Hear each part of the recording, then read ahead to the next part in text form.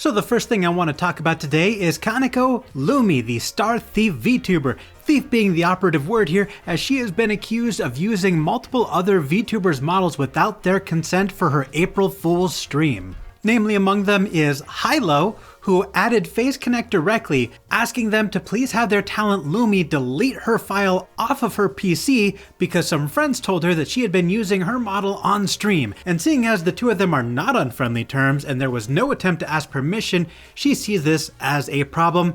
And then she goes ahead and posts a screenshot of her attempting to DM Lumi to ask her to delete those files from her computer, but she wasn't able to send that message because Lumi has her blocked on Discord. But it doesn't just stop with Hilo. Shortly after Hilo made this message, Inami Yoki also added Face Connect, saying more or less the same thing, saying sorry to be a bother as well, but in the same stream, Lumi also used my model. I didn't know she had the files, nor did I consent to having my model used on stream. Please have her delete my model files. Thank you very much in advance. And it doesn't stop there, as also Omiya Emma also adding Face Connect, saying that Lumi does not have consent to use her model on stream and to have her delete the files. The whole situation being summarized by VTuber Cringe, saying Lumi Kaneko gets into trouble for using former CyberLive models in an April Fool's stream. Then people reveal the people calling her out had beef with her in the past, talking behind her back in a group Discord chat.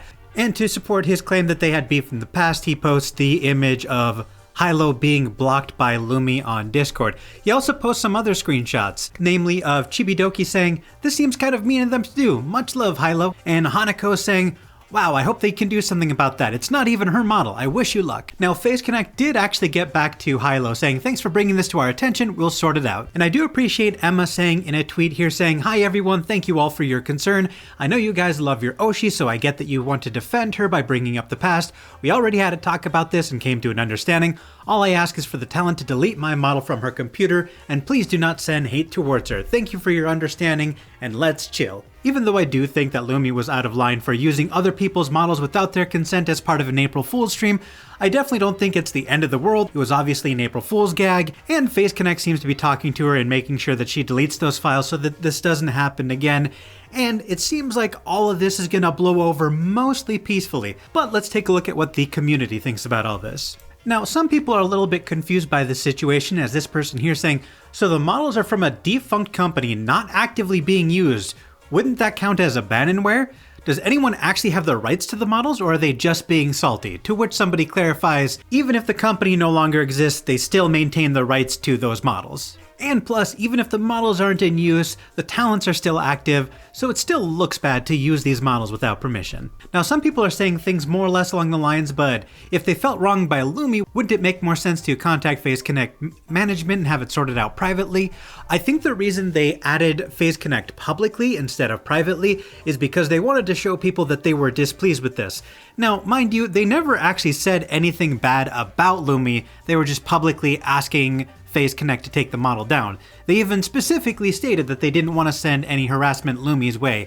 I think the point was to show their audience that they don't support people using their old assets without permission. It is very important to make sure everybody understands you have to have permission before using somebody else's IP. I think that's an important thing that often gets overlooked. Now, some people have even prompted the talents to sue over copyright, which personally I think would be a wild overreaction. There's absolutely no reason to sue over copyright infringement over a VTuber using a model without consent. It's really not that big of a deal, and I would never encourage anyone to use the legal system to hash out a YouTube beef. That's a wild overreaction. Even if you can take someone to court, going to court is so time-consuming, expensive, and exhausting, it's almost never worth it for anyone involved. The next thing that I'd like to talk about is Bang Dream Girls Band Party collabing with Hololive.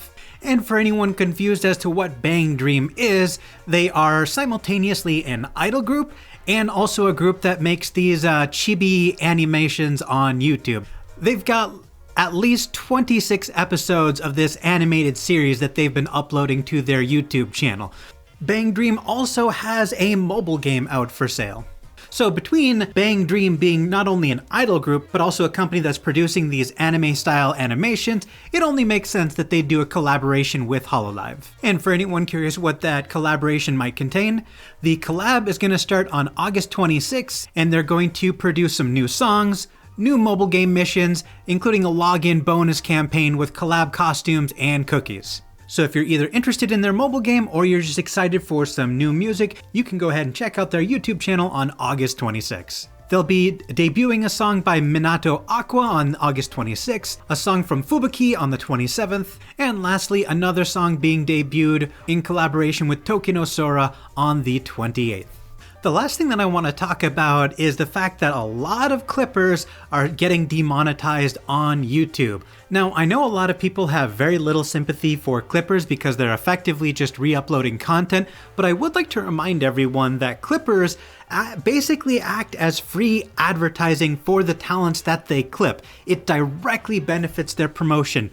Not only do I not like seeing clippers get hit with demonetization, which is going to discourage them from making clips, which is going to also decrease the advertisement and exposure of various talents, I also don't like the fact that this feels like an extension of when both False ID and Kyo were hit with those copyright strikes because they were using Niji Sanji talents in their thumbnails. I really don't like this sort of collaborative takedown effort from both Hololive and Niji Sanji. I see this as an absolute negative in every conceivable way. I really do genuinely despise how aggressively Japanese companies try to protect their IP to their own detriment. But that's all I wanted to say today. I hope you enjoyed the video. Let me know what you think in the comments down below.